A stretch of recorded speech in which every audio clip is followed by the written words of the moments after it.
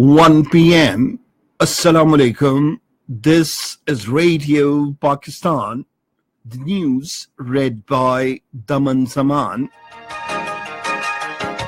The headlines. The Indian forces have again resorted to unprovoked mortar shelling at Nakyal sector along the line of control, martyring one civilian. In Afghanistan, 18 soldiers have been killed in Taliban attack in Farah province. Inaugurating a three-day National Artists Convention in Islamabad today, the Minister of State for Information says cultural and sports activities have been revived after improvement in the security situation. Sweden and Kuwait will present a draft resolution in the United Nations Security Council today to end the carnage in the Syrian city of Ghouta. And now the news in detail. The Indian troops have again carried out mortar shelling at Nakyal sector of the line of control, targeting civilian population in Turtinar village. According to ISPR, an innocent citizen embraced martyrdom and 3 other civilians got injured in the shelling. The injured have been shifted to the Tehsil headquarters hospital, Nakyal. The Pakistan Army targeted the Indian post which initiated the fire. In Afghanistan, 21 people, including 18 soldiers, have been killed and several others injured in multiple suicide attacks in different parts of the country.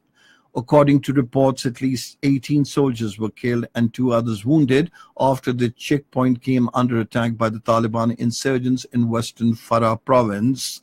2 soldiers were killed and more than a dozen wounded in 2 suicide car bombs in Helmand province. In another incident, 1 person was killed and 6 others wounded when a suicide bomber detonated his explosives near the diplomatic area of Kabul. The Interior Minister Ahsan Iqbal says the youth have a crucial role in the economic development of the country. Addressing a workshop in Lahore today, he said the future of Pakistan is linked to its youth. The Interior Minister said we are digitally empowering the youth to ensure their contribution in the process of progress and prosperity. He said Pakistan is included in the countries where the youth is in majority. Later talking to media, Ahsan Iqbal said Pakistan has taken effective steps against money laundering and terror financing. He said over the last 4 years we have registered great successes in the war on terror. He said our enemies threatening of surgical strikes and hatching conspiracies, adding that it is time to get united to foil the enemy's conspiracies. A 3-day National Artists Convention began at the Pakistan National Council of the Arts in Islamabad today. Addressing the opening ceremony, the Minister of State for Information and Broadcasting, Maryam Aurangzeb, said the convention is aimed at seeking inputs to empower the artists' community. She said the way the armed forces are guardians of the borders, the artists are the protectors of the country's perception. They are discussing developing a national artistic infrastructure in the country and will present their recommendations in the form of a charter of demand. The convention will be followed by a CPAC cultural caravan, which is part of the 3-day art and cultural festival. The festival will conclude on Monday, and Prime Minister Shahid Khaqan Abbasi is expected to be the chief guest at the concluding ceremony. The Amnesty International has deplored chilling impunity against human rights abuses in occupied Kashmir.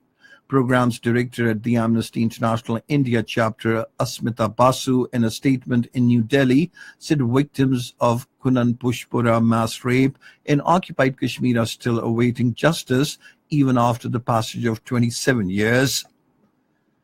Sweden and Kuwait will present a draft resolution in the United Nations Security Council today to end the carnage in eastern Ghouta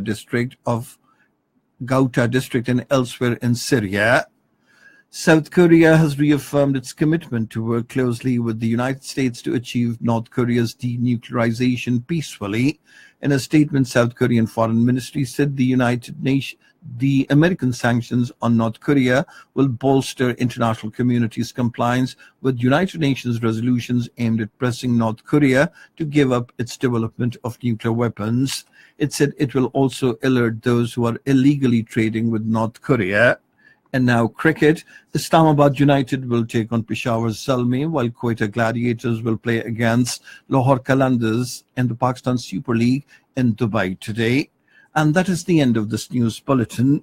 For more news and analyses, log on to our website, radio.gov.pk, and you can also watch the live video streaming of our bulletins on the link facebook.com/Radio Pakistan News Official.